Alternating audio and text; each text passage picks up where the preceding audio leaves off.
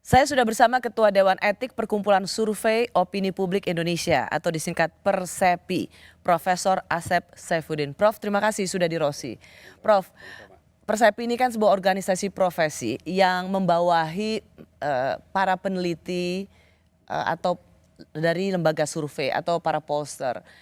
Pertanyaan awal saya seperti judul kita, begitu banyak survei yang bermunculan di Pilpres ini, mana yang benar sih?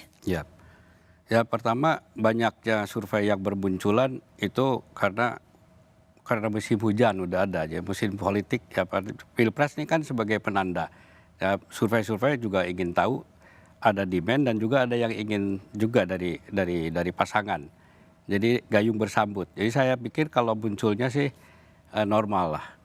Ya, di setiap 5 tahun itu selalu rame gitu ya, survei-survei itu berdatangan. Setiap akan ada kontestasi politik, apakah nasional Ataupun daerah nantinya, maka pollster adalah mereka yang paling kebagian rezeki lah ya. sangat, ya betul. Tapi tentunya dari situ normal terjadi limpahan rezeki kan. Tapi yang di bawah Persepi kita tidak bisa melarang mereka bersurvei, tetapi harus memegang etika bersurvei. Kode etiknya punya kita. Ya, pertama bahwa polling pendapat itu kan untuk mencari fakta kebenaran. Ya. Jadi yang tidak bisa dipermainkan kebenaran itu oleh metodologi yang salah. Nah, metodologi itu yang bisa dijamin oleh Persepi sebagai organisasi profesi bahwa lembaga-lembaga survei di bawah Persepi itu tidak akan main-main dengan metodologi. Tidak boleh main-main dengan metodologi. Karena di Persepi ditekankan sekali tentang integritas lembaga. Dan integritas itu dijaga nantinya oleh metodologi. Nah, metodologinya harus benar. Sebelum survei kita harus menjaga itu. Dan insya Allah dari Persepi sih semuanya melakukan itu. Selama ini Prof, sebagai Ketua Dewan Etik Persepi ini, apa tugasnya Dewan Etik di Persepi ini apa? Nyemprit yang salah, memantau lembaga-lembaga survei yang ngaco, atau apa? Ya, pertama memberikan penyadaran tentang pentingnya survei yang benar. Ya, dari segi metodologi dan integritas lembaga. Yang kedua, Dewan Etik selalu mengadakan metodologi baru di dalam survei. Ya. Kalau memang terjadi suatu kecurigaan, kita berhak untuk menanyakan proses dari survei itu. Oke, apa parameternya sehingga lembaga survei itu melakukan penelitian atau mengeluarkan hasil survei yang mencurigakan? Kalau dari kami itu parameternya dari metodologi, ya apakah benar metodologi yang dibuat oleh lembaga survei itu.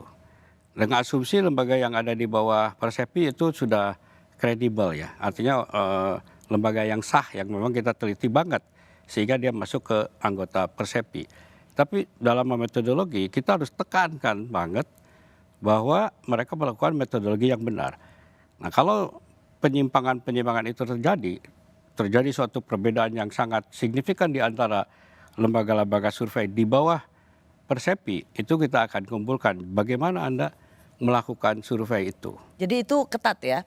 Artinya ketat. Begitu dilihat ada range di antara survei-survei di bawah anggota Persepi itu, ada disparitas yang sangat jauh, itu akan dipanggil disuruh buka metodologinya. Dibuka metodologinya. Siapa saja respondennya, pemilihan responden, pemetaannya, demografinya. Selama ini pernah ada yang dipanggil karena ada kecurigaan soal hasil survei? Hasil survei selama ini belum. Kalau dulu waktu quick count kita pernah melakukan itu. 2014 kita pernah melakukan tanda petik penalti ya, hukuman bagi yang melakukan ketidakberesan itu. Untuk survei sekarang kami belum dan ini ide bagus untuk melihat survei dari teman-teman Persepi bila mana ada suatu perbedaan yang mencurigakan. Kita jauh banget gitu. Jauh banget. Kalau sekarang belum. Karena masih di range yang tidak terlalu drastis atau signifikan. Prof. Asep, saya mau menyitir apa yang disebutkan dalam survei Forum Rektor Perguruan Tinggi Muhammadiyah Aisyah seluruh Indonesia. Saat itu yang disebutkan sebagai disclaimer atau kalimat pertama ketika survei Forum Rektor Perguruan Tinggi Muhammadiyah Aisyah seluruh Indonesia ini, mengapa mereka membuat survei? Kalimat pertama mereka adalah ini untuk menjawab sinisme publik terhadap lembaga-lembaga survei karena pembiayaannya nggak jelas. Sehingga Forum Rektor Perguruan Tinggi Muhammadiyah ini membuat survei sendiri dengan swadaya untuk menjawab cibiran publik. Lembaga survei selama ini mengeluarkan hasil survei hanya untuk memuaskan paslon tertentu, mengarahkan pemilih untuk tujuan paslon tertentu. Pertama, upaya dari Forum Rektor Perguruan Tinggi Muhammadiyah itu saya pikir sangat bagus ya, sebagai upaya melihat objektivitas dari survei siapapun. Itu dari situ saya apresiasi dan itu perlu.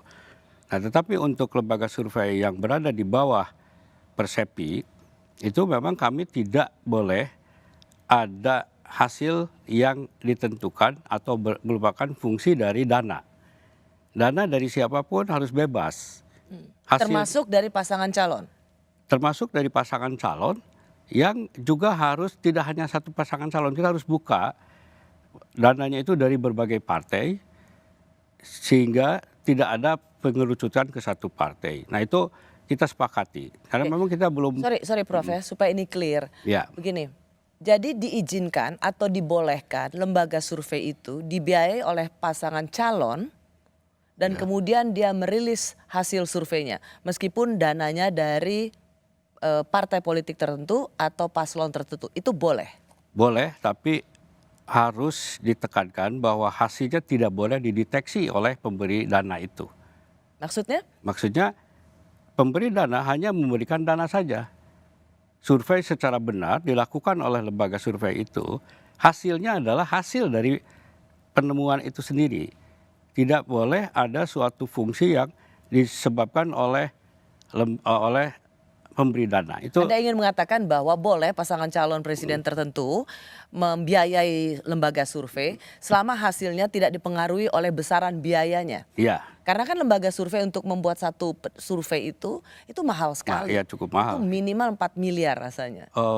Enggak juga sih, mungkin di kami itu yang sudah saya tanyakan kepada lembaga survei untuk melakukan survei itu kalau untuk responden kurang lebih 1.500 itu sekitar 900 sampai 1.